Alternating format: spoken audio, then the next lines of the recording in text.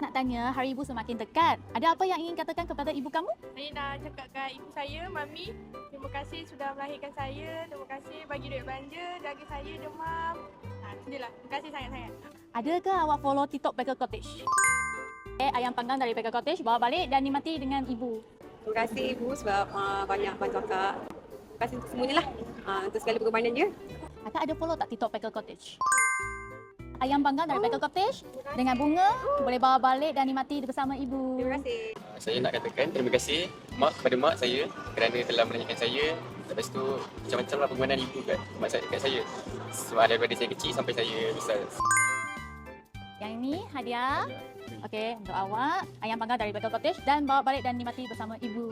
现在母亲节要到了嘛，所以想要问你，你有什么想要跟妈妈说的？妈咪 I love you， 谢谢你从小照顾我到大，到现在。有一份礼物是给你带回去，跟妈妈一起享用的。谢谢 Packer Cottage，妈妈我爱你。 Selamat Hari Ibu. I love you, Mom.